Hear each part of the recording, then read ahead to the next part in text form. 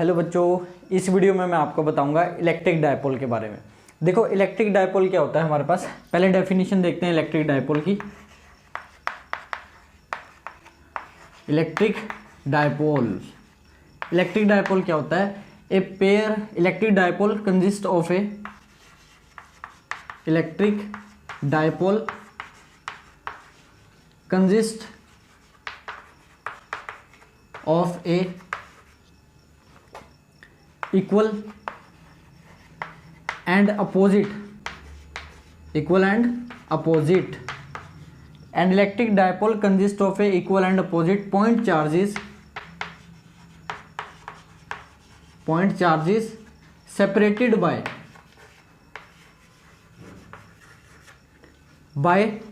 small distance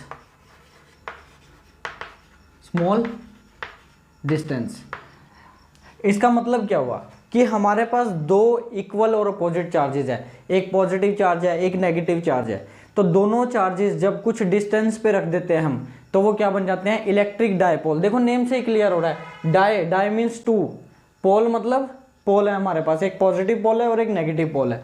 electric का मतलब electric charge है। तो जब भी दो इलेक्ट्रिक चार्ज को हम कुछ डिस्टेंस पे रख देते हैं तो वो क्या बन जाता है? एक इलेक्ट्रिक डायपोल बन जाता है। तो देखो अगर हम इसको ऐसे दिखाएं तो लेट करो ये एक पॉजिटिव है, पॉजिटिव चार्ज है, इस पर क्यू मैग्नीट्यूड का चार्ज है, और ये एक नेगेटिव है, इस पर भी क्यू मैग्नीट्यूड सेम है लेकिन अपोजिट है चार्ज दोनों, और दोनों के सेंटर के बीच का डिस्टेंस हम लेट कर लेते हैं 2a।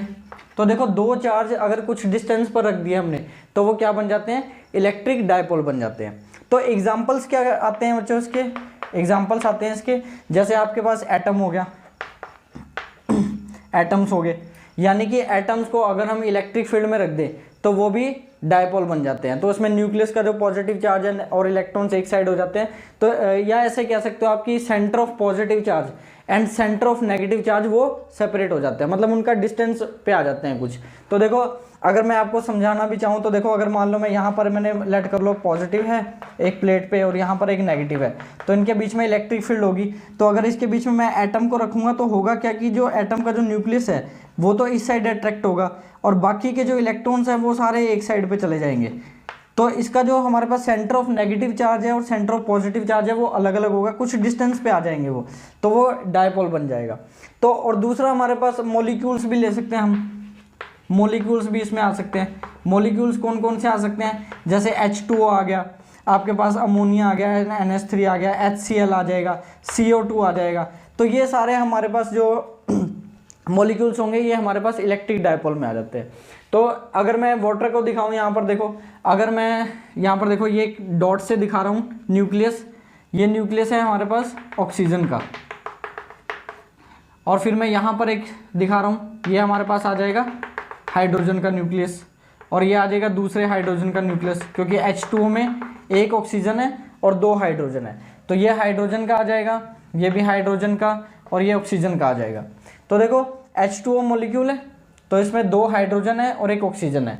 तो देखो इसमें क्या होता है कि ऑक्सीजन है ये इससे इलेक्ट्रॉन को अट्रैक्ट करता है अपनी तरफ, तो इस पर नेगेटिव चार्ज आता है और इस पर पॉजिटिव आता है। सेम ऐसे यहाँ से भी लेगा इलेक्ट्रॉन तो इस पर पॉजिटिव आएगा, इस पर नेगेटिव। तो दोनों के बीच में देखो डिस्टेंस है, दोनों के न्यूक्लियस के बीच में डिस्टेंस है, और इधर पॉजिटिव चार्ज आ रहा है और इधर नेगेटिव आ रहा है और इधर पॉजिटिव चार्ज आ रहा है। तो नेगेटिव पॉजिटिव चार्ज कुछ डिस्टेंस पे सेपरेटेड है, तो ये भी क्या बन जाता है?